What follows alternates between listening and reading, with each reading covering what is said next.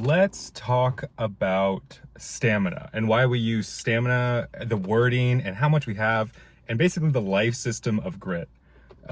Today's drink, cold can of Red Bull. It's a little warm out in the summer here, so stamina is the wording that we use. It used to be life. It used to be nothing. It used to be just like hit points, like everything. And the idea is that stamina is meant to show that the characters are running out of like endurance or energy. It's not about them dying. It's not about you killing the other person. It's about you kind of besting them in this battle, in this situation. So I think that the word stamina works pretty well for what we want it to be. And that is just like a beatdown. This game isn't about killing. It's not about murder. It's not about like bloodshed and all that.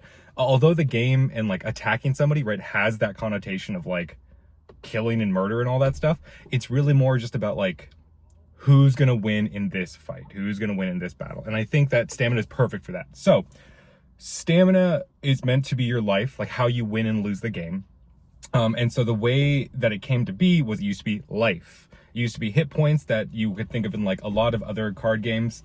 And I think I can only think of one off the top of my head. No, two. So you like, if you think about games like Magic the Gathering and Flesh and Blood, and that can't be it. I know there's a lot of other games, like maybe more niche games, but those are the ones. Life points for Yu-Gi-Oh, right? Those games all have like you're the player and you have these this amount of hit points or life or whatever it is.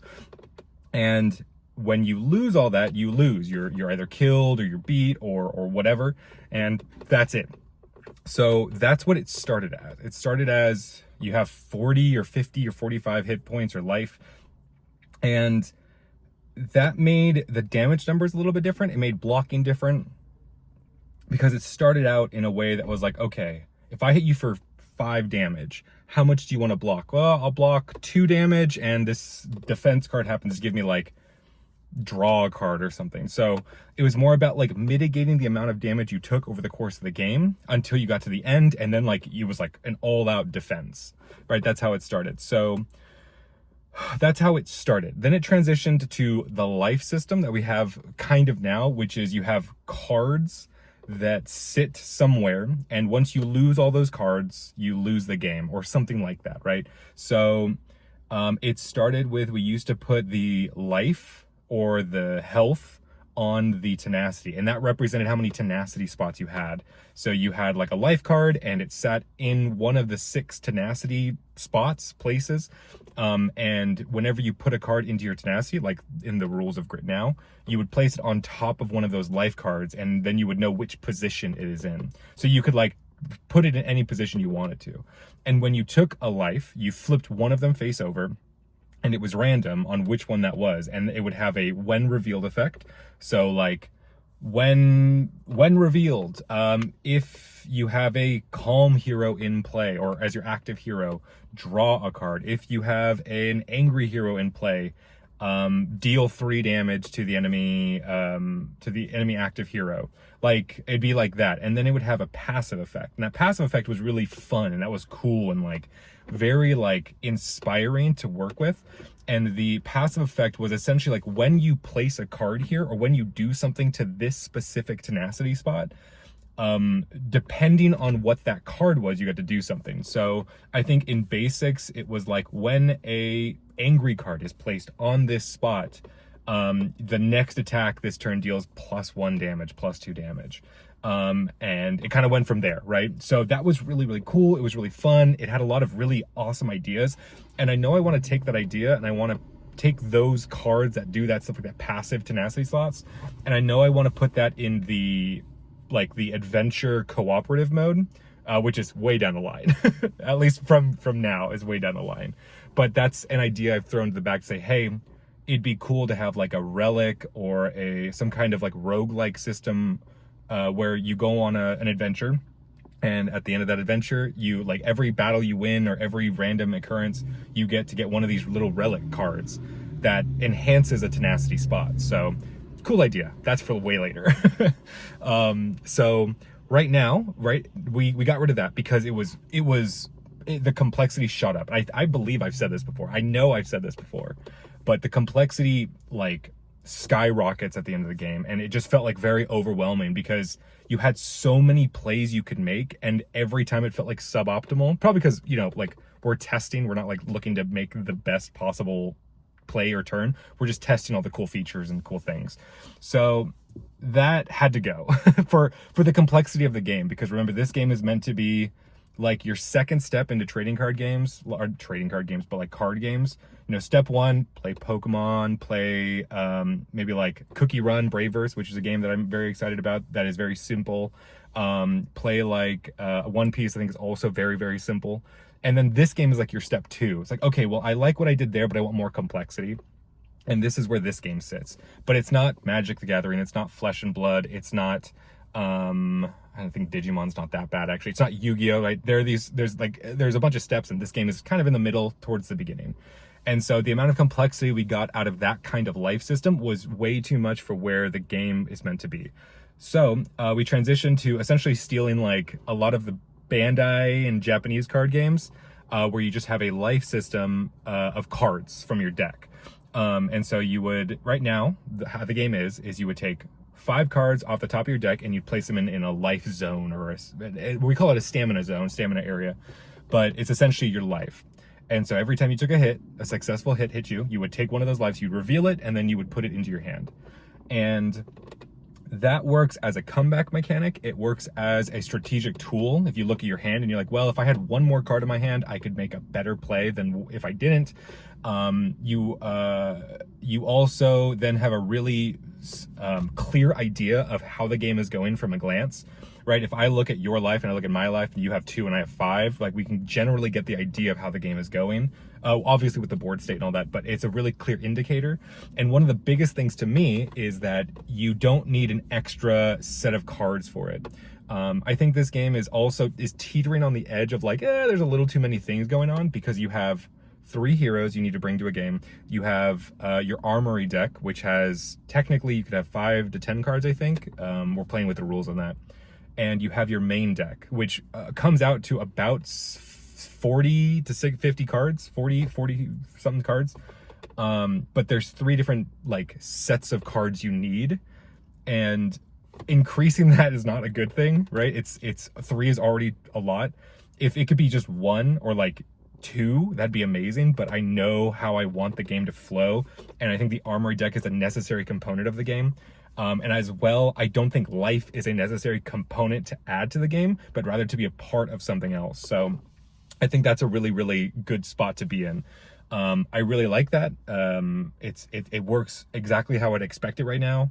The other route you could go with this, which if you played the Final Fantasy trading card game, they do this. I'm sure there's more. I'm sure there's more games, but Final Fantasy is the one that I have experience with. When you take a hit, you place the top card of your deck into your life area. So you're essentially gaining damage rather than losing health, which is a different way to think about it, right? So I think that for Grit, it's all about you're going until your last breath, right? You have this determination, this inner grit, right? That pushes you to go forward until you're totally knocked out, until you literally can't go on. So it doesn't make sense to me to accumulate that. It makes sense to deplete that. So yeah, that's why we go down, we don't go up. The last thing that I want to touch on is variable life systems. And this is scary for a few reasons. One, it adds a tiny step of complexity, but it still adds it. And that means that you have to somehow determine the amount of life you have depending on something, which means when you start a game or when you're new, you kind of have to like keep this in mind, or at least reference it when you start. So right now we have 5 cards. You just get 5 cards off the top of your deck, and then once all those are gone and you take a hit, you lose the game. But I think that there is room in some way, shape, or form to allow for different amounts of life. The problem I've had with this in the past is that the minimum and the maximum amount of life is so far and different that it feels like it's inherently unbalanced.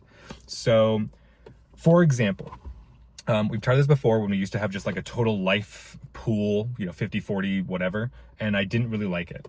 And I'm going to try it again. I know I am, because I want to add more flair to personality to the colors. So my thought and idea going forward is to try out a variable life system in that each color of hero has a set amount of life that you get. So right now, each hero has, a name, an ability, some traits, art, like all the basic stuff, right? But they also have an attack value, right? That is the same across the color. They have an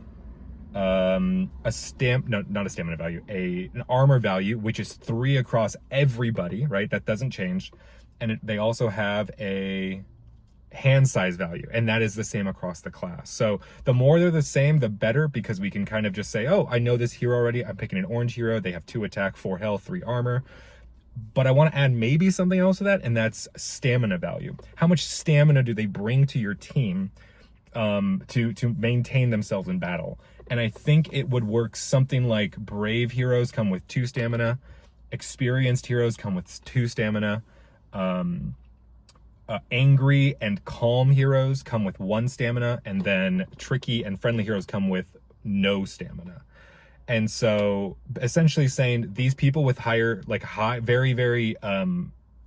what's the word, polarizing stats. So friendly heroes have 7 attack or 7 hand size, no attack, and tricky heroes have 4 attack, which is a lot, but only 3 hand size. Your idea is that they're so polar in what they do that they also have this polarizing stamina value. They bring a very unique aspect to your team, which is inherently very strong attacks and cards, or such a high hand size that you're offsetting that, right? Like that's what they bring. Everyone in the middle kind of brings something else in between and doesn't necessarily like feel like they're running off the deep end with like the stats. So brave and experienced heroes are meant to provide a very, very different style of play in that they are very defensive, a little bit versatile, and brave heroes use stamina cards right now a lot to like perform effects. So they need to bring more into play. So you can have like on average, right? If you chose each one differently, you have 3 heroes, you could only get three stamina. That doesn't seem like a lot now that I think about it. Because if you got like a brave, a tricky, and an angry, right? That's 2 and a 1, so you get 3 stamina. And I don't want to say like, oh, well, you can have like 1 stamina like to start, and then you're going to add more onto that. And it's like, that doesn't really work. Like it has to be like streamlined. It has to be like, here's the rule for stamina, go for it. Because yeah, that's a hard one. I've already talked myself out of the idea. That is unfortunate. I think there's something to think about there. I don't know what it is yet. It's almost like 3 is way too little. The game will be over very, very fast. Especially against somebody who uses like more. You'd have to assume that you're off, like it's the balancing of that. It seems like a nightmare. So yeah, that's a hard one. I don't know. I think that's where we're at right now though, is I like the idea of a variable life system, but only like plus or minus 1. So like, yeah, that's it. And it has to be based off of something. It's a balancing mechanic, right? It's not necessarily meant to be like a hindrance. It's supposed to be like, you can do all these cool things, and the trade-off for those cool things is that you get less stamina. So something to think about. So I think that's where I'm going to end it now. I think that's all I have to say about stamina, and that there's still more to think about. Potentially.